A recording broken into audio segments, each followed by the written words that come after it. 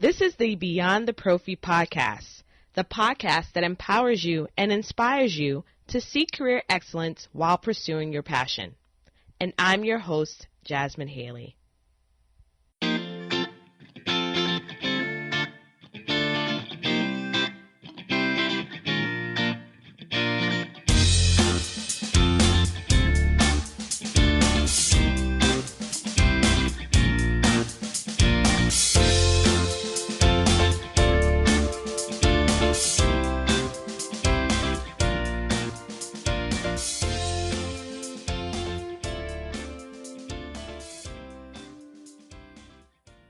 Welcome to another episode of Beyond the Prophy. The guest for this week is Jill Meyer-Lippert, and I enjoyed really learning about her journey in dental hygiene and what she's currently doing right now. The key takeaway from her journey that I particularly like is the fact that she took a personal challenge to her family, and it has led her to her current passion right now.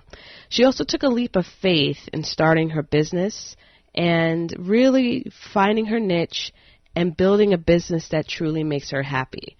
You know, one of the things that she said is at the end of a day and after she's providing clinical hygiene, which she loves, she gets to come home and work on something that's really helping to shape and change the lives of individuals who are enduring challenges of trying to deal with chemotherapy and maintaining some form of quality of life and health. So with Jill, I enjoyed learning about her passion and what she's currently doing. When you are building a business, there's a statement that she made that I think really resonated with me, and it's business owner manic depression. I chuckle when I think about that term because it actually it's quite true. We as a business owner, once you've decided to become an entrepreneur in dentistry, there are days where you are completely ecstatic and excited. Something that you've been working on for days, weeks, months has proved to be successful, and you're over the moon. You feel like everything was worth it. And then you have to take off that hat as an educator or service provider or whatever the case may be, and then you need to put on your management hat. And then you need to put on your accountant hat. And then you need to put on this hat. And then you have all these other additional responsibilities outside of just providing the services that your business provide that can often add a lot of stress on someone. And so she talks about pushing through that business owner manic depression, which is so very important because as anyone knows that has a business, you no longer receive a check every 2 weeks. Now you have to figure out a way to bring multiple streams of income into your pocket. And that is why many dental professionals do not last for many years for long term in business ownership. So I really love the fact that she really highlighted the happiness factor of doing what she does. If you're truly not happy in what you're doing, it won't last. And trust me, it will not. There are many things that I do for Beyond the Prophy, for Mom Genis. I spend a countless amount of hours researching, the amount of hours I spend recording these episodes, editing these episodes, putting out this content, and hoping someone would listen to it, hoping that it can make an impact and make a difference. There's no guarantee. And a lot of information that we put out, a lot of the content that we put out, and other people like myself and other podcasters, we're not receiving any income for it. It's because we're passionate about our profession. And that is absolutely necessary to be successful in anything that you do. But especially if you have decided to take the route of dental hygiene and become an entrepreneur. So listening to what Jill has done, taking a personal challenge, creating a business from that, taking a leap of faith in doing that, knowing that you're going to have those ups and downs of business ownership is so very important to realize. We need a form of resiliency in any aspect of our career, and we need a good support network. And I'm hoping that Beyond the Prophy can provide that for you when you need that pick-me-up, when you need to hear the challenges that other dental hygienists have been through and how they've maintained their happiness and their career satisfaction despite those journeys. The purpose is also to make sure that you learn from other experiences. There may be some things that you don't have to repeat. You don't need to find out because someone else has already been through it. So I hope you really enjoy this episode. And I also want to remind you all, if you do so, if you feel moved, please, please, please, please make sure that you like us and you subscribe to the podcast on Apple Podcasts and Google Play. Make sure you like our Facebook page and join the newsletter at beyondtheprophy.com. We're going to have some stellar 2018 CEs coming up. I can't wait to have them, and I hope that I'll be speaking. If you can't attend to my CEs, I'll be speaking in a city near you. We'll get a chance to meet. I love meeting new individuals. I may not be that great at it because I am introverted, but I'm definitely getting pushed out of that little box that I've been in this little introvert realm. I've really liked really connecting with so many individuals and hearing about their journeys. And I think when you make this connection with Jill, you're going to enjoy it yourself. So enjoy this episode, and I will see you next time. All right. I messed that all up, so I'll do it again. Welcome to the Beyond the Prophy podcast. I am so excited to interview an amazing RDH that is committed to a special population. And I'm hoping that by learning about her and learning about what she is currently doing, you can be inspired to seek career excellence. So I would like to, and I'm very honored to, introduce Jill Meyer-Lippert. Correct, Lippert. Oh my goodness. Thank you. You're welcome. You're welcome. So welcome. I'm very excited to have you, and you're in Wisconsin, right? Correct. Okay. You see how crazy my hair is, right? But I thought it would be too weird for you to look at a blank screen.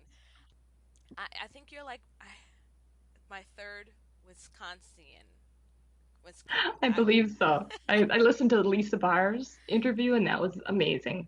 Yes, and She's... Ashley's interview is going to be coming out maybe in a week or two. I think next week. I have it on my list of episodes to release, so she'll be on Mom Genist. So it's very awesome. cool to have someone from Wisconsin again. I've had cheese curds. They are pretty good. Yes. Lisa brought them to me at the ADHA conference, which was nice. That was really nice of her. So let's start a little bit and letting our listeners know a little bit about you. So where did you go to dental hygiene school, and how long have you been practicing, and why did you get into dental hygiene? I think I've always been interested in dentistry, even when I was little. If you pull out my school papers from kindergarten, it says, what do you want to be when you grow up? I always chose a dentist. Mm-hmm. And I started going to school, and I wasn't really sure which direction I wanted to go. I either wanted to be going into dentistry or possibly into sports training. And when I finally figured out that it was dental hygiene, I went to school in Green Bay. I got my license in 1994 and have been practicing ever since. And I still practice 4 days a week clinically on top of running my business, which is Side Effect Support, LLC. Amazing. 4 days a week. Wow. Yep. Wow, that's incredible. So tell us, I mean, it's a big deal when an RDH who's used to getting a paycheck, and you're still getting one, but you're used Sure. to working in that format. How do you transition or prepare yourself to even go towards entrepreneurship when you've worked in clinical for that amount of time?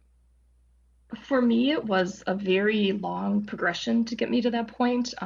What first really drew me to the field of dental oncology was when I got my first job in a dental office in 1992. I was trained to be an assistant and do administrative tasks when I was getting ready to start dental hygiene school. And at that same time, my mom was diagnosed with breast cancer. So it just became a very personal topic for me that I got to see how badly she was suffering with oral side effects. I got to see all of the long-term oral damage that she suffered, and unfortunately got to see how little help she received from both her oncology team and from the dental team. And I kept expecting when I was going to school that I was going to learn all about this, and it just never came. We would learn little bits, but there wasn't a resource available for people, and so it just became more of a mission for me personally to learn as much as I could, thinking that I could help somebody the way that nobody was really able to help her. And that went from 1992 until after losing my dad to cancer in 2005. I started a volunteer program at a local hospital where I would provide free kits basically that had product samples and information. And I kept the program going from 2006 till even by 2010, it was starting to dwindle just because companies weren't willing or able to provide me the samples I needed to keep it going. So by 2012, I didn't have what I needed to keep them stocked and needed to make a decision to either stop it. And being that that was something I really was kind of doing in memory of my dad, it broke my heart, the thought of doing that. And I just decided to take a leap. And it was a really scary thing for me because I my only business experience was the front desk experience that I had working at the dental office. And so it was just learning as I go. And I'm still learning every day. Wow, wow. First of all, I just want to give you my condolences for your dad. Losing a parent is a very difficult thing to go through.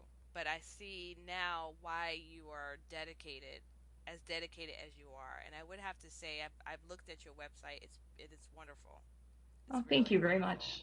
And what you have done, you can tell that you have a tremendous passion for it. So that's interesting.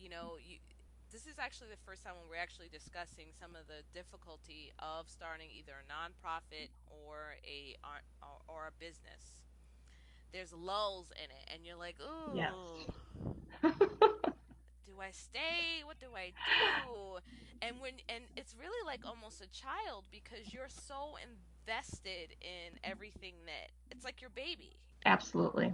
So, what made you push through that? Like, although you took a leap of faith, what was it that really was there any like indication that really helped you to appreciate that this can still make it? This is something that's more in your head that you may need to take these action steps. Like, how were you able to determine to stick it through? I think a lot of it was really the examples that kept coming to me to motivate me, showing me how much this was needed. And I'm a very stubborn person. Once I set my mind to something, I will go for it with everything I've got. And I just always have that attitude that failure is just, it's not an option. But I have to say, if there's anything that exists, such as like business owner manic depression, I totally have it because every little thing that goes well, to me, it's just this huge, wonderful, oh my God, I can't believe that happened. Every little thing that doesn't is like, oh my God, I can't believe that happened.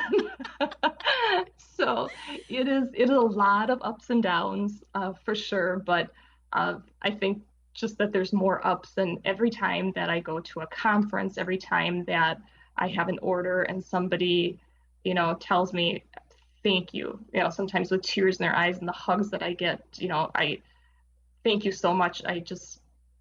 This is exactly what I needed. And I can't believe I finally have relief. That to me just means the world to me and worth every bit of the downtimes that might come with it. I just had a conversation about this today. I recorded another podcast, and it's very. What stands out to me is that you understand your why. And a lot of times, when you understand your why, it can help you push you through those lulls in business. Yes. Because I have those same things. Like some days, if someone gets me on a good day, I'm like, oh, I just love everything I'm doing and blah blah blah. And on a bad day, I'm like, ugh, I just feel like hanging it up. I really think. Yeah, Yes, it's all about making a difference, whatever that may be, and how we measure success. Success may not be monetary. Success may be changing someone's life. Yes. And in those instances, when you're making a difference in someone else's life, that leaves more of a legacy more than anything than the monetary benefit that can come your way. And I think, if you really stick with that passion and that why, eventually the monetary part will follow. It just maybe doesn't follow as quickly as what you think or other people may think it should, but it'll come. Yeah, yeah. I have to keep telling myself that, and I think for most hygienists that get into entrepreneurship, that is one of the most difficult things to work around, is when it's not coming, which is why they Yeah. tell you don't quit your day job. Correct. I forget who it was that said that. I think it may have been Chris Potts, or I think Chris Potts was the first person that told me. I had met her at a dental conference. She was working for Clear at that Yes. point, and she was like, "Don't quit your day job." It's true. It is true. It is is. so And it true. makes it difficult because you see your passion and what you want to do, and then you feel tied up in this other area that doesn't allow you the time to invest that you would like to into it. But, every morning I can't wait to get up and work on it before I go to my real job. I come home at lunch, I work on it. I come home from my real job and I work on it. And I wouldn't, I can't imagine not doing it. I look forward to every minute of it. Yeah, that is awesome. And listeners, if you could see Jill's face, she has a smile on her face, which is so great. You can tell she means everything she's saying. All right, so we have your why, which is very, very good. But how have you maintained your career satisfaction, especially working clinical? Because I find that, and I don't know how many forums you're on for dental hygienists, there's so many that are dissatisfied with their career. They don't know where to turn. So, what would you say to someone that feels like they're stuck in a rut, or they feel that they're unhappy and they just want more? How would you encourage them? Um, I just know for myself, one of the ways that I keep my motivation up is having this niche. It is very nice to be kind of the go-to person at work when other people have a patient that they don't quite know how to deal with their dry mouth symptoms, or they're having, some ulcerations, or they have me to come to and bounce ideas off of. And I enjoy that. Even today, we had a new patient that called our office, and she had breast cancer that has now spread to her lungs, and she just completed her treatments, and she called the office knowing she needed a lot of dental work, and it was just coincidence that she called our office, but it was so nice that they said, we know exactly who you need to talk to. So I was able to give her a call, spent probably about a half hour on the phone with her, and just hearing that relief in her voice, that she knows that she can come and have people that will understand what she's dealing with, um, just is meaning so much to her. And I think for any of us, um, it is just finding our own little niche. It's not just going through and scaling teeth and hoping things don't land in our hair. We need to, find our purpose within the office and just do the best job that we can, because we're all helping people in our own way. Yeah, that's so true. So, what exactly does side effect support? That's the whole entire name of your business, right? Yep, What correct. exactly is it?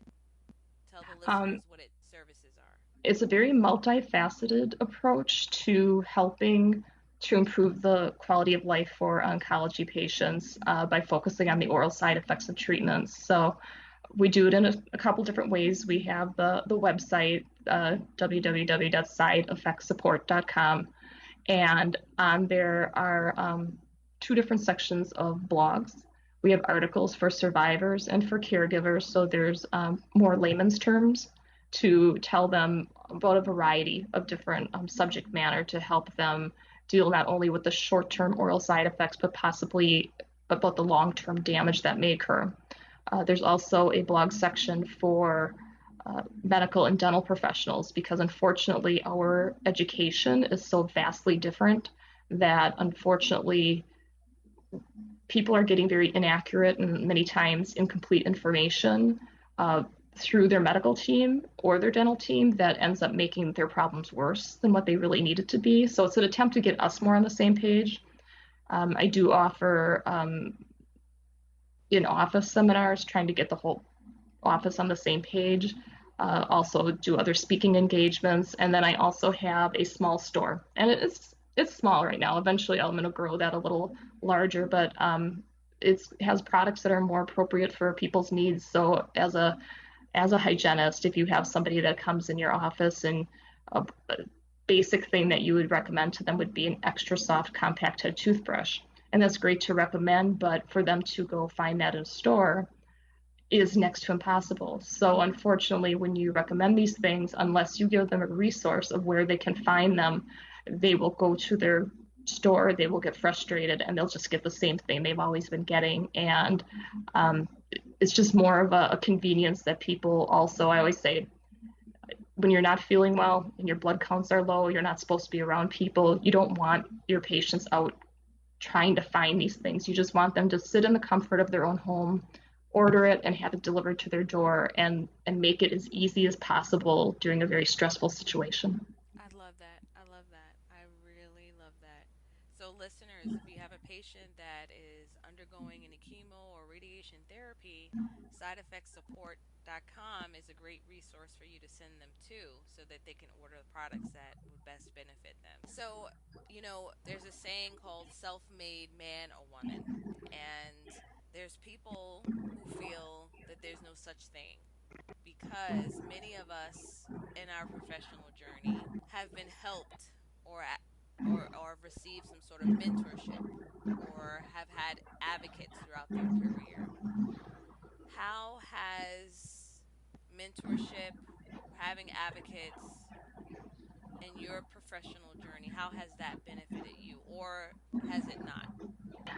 It has. I've really been fortunate to work with some great dentists and who encouraged continuing education, encouraged me to excel in anything that I was, little projects. Jill, can you do this? Absolutely. I get excited with those things, and they would encourage more.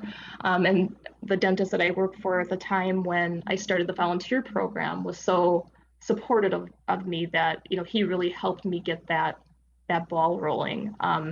There was also an office manager from another office that at some point did a CE course for us that took an interest in me. And when she wanted to bring somebody else on to help present with her business, she called me up and gave me the opportunity to do CE events with her.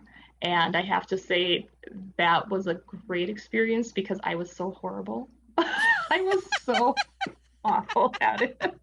The first one I did, it was just a horrendous display of an anxiety attack in front of a group of people. And but she believed in me. She encouraged me, and like anything, you learn to feel comfortable with that feeling of being uncomfortable. And now I've learned to turn that into excitement and not fear. Mhm. Mhm. So it's all you never know until you try. And I don't think I would have ever had the guts or the thought of trying that on my own unless somebody presented that opportunity to me. Mhm. Yeah, yeah. Sometimes you just need that little bit of a push. And a Yeah. lot of times you meet friends along the way who see things that you may not even recognize about yourself. Yes. And that's always such a Exactly. wonderful thing. That is. That's so funny. I remember giving my first CE. Now, I had already been teaching like for 3 years. And it's different when you stand in front of students compared to professionals. Like for some reason I felt like I was walking in front of people and I was like not clothed. That's how I felt. I was just a mess. And I remember like during the question answer time for the CE, I wanted, I was like, okay, I'm gonna do this amount of time for it. One or two people asked a question. I was like, all right, nice seeing everybody. Good night. Thanks for coming. It was just like I was just so rushed. I just wanted to hurry up and get off. So I totally, and it's still a work in progress because every single time that you speak, you find ways to, um, tweak certain things and get more Yes. fluid in your delivery, which is great. And I have so far I have 2 points from what you have shared so far in your career. First one is you need to understand your why, which is what we hear a lot of. The second is we need to take advantage of opportunities that you may not have seen in your future when it's Yes. presented to you. And then the third is to start imperfectly. So Yes. you started, and even though it isn't where you are right now, you did it, Exactly. which is awesome. Yeah. Yes, I think so many times we are our own worst enemies as far as that word fear. Mhm. It's funny because my husband switched careers within the last year or so, and um, I actually started a rule in our house that we could no longer say the word afraid or scared. We had to say excited. So no matter. Wow, I like that. I like that. So I think if we really change our mindset with those things, we're more likely to take a chance than to sit back and just let things pass us by. So you removed a word from your vocabulary, which is tough. Yes. Did you do anything else to change your mindset, or anything else that you and your husband implemented? I love like motivational, a lot of things on Facebook, anything that I follow. I try not to follow anything negative. If people are complaining a lot, I don't want that negativity. I try to surround myself with people who are positive, people who are going to be encouraging. And if and I think that's really big. You start letting those thoughts get in your mind and they take over, and you can make that decision. You can make the good thoughts take over, or you can consume yourself with the bad. Absolutely, absolutely. That is so very true. I've actually had to unfollow a lot of people or delete or block them Yes. from Facebook because I don't want to see offensive stuff. I don't want to see anything offensive. I don't want to see anything negative. Negative. I don't want to see a whole bunch of cussing. I don't want to see it. I mean, what's the Right. point? I mean, we see so much horrible things. You turn on the news channel and you can see terrible things the entire Yes. time. So I like the fact that you're setting boundaries on what you allow into your space and into your mind, and we need to set that for ourselves. And a lot of times we tend to think that we shouldn't, but it's absolutely necessary in order to, because it's the mind that you really need to get over when it comes to really thinking out of the box when it comes to your career or getting any type of career satisfaction, whether you're in clinical or looking for something outside of clinical. Absolutely. So, my question to you is, what is the best career advice you have ever received? That is a tough one. um, I guess I'm not really sure what it is exactly, except for just being happy as much as you can with what you've got. Yeah, yeah. Having gratitude. Gratitude, yeah, absolutely. I like that. I like that one a lot. And if you look at that, there's called a self journal. They handed that to us at Career Fusion, and you're supposed to write down 3 things that you're grateful for every day. So that is something that's very, very important for us to do. Yeah, and it's too easy to when you feel so rushed. I mean, I know you have a full plate on your schedule all the time, and I certainly do myself. And I feel there's certain days that it gets the best of me, but if I sit back, I really wouldn't have it any other way. I can't imagine. I wouldn't be one to sit around and twiddle my thumbs and wonder what I'm going to be doing next. I need that drive and that stressful schedule, because if it's too quiet, that's more stressful to me than anything. Yeah, I'll go nuts. I would go nuts. Right. I would go nuts. But I'm pacing myself. Like tomorrow, I'm trying to get all the work that I need to get done today so that I can chill out with my kids tomorrow.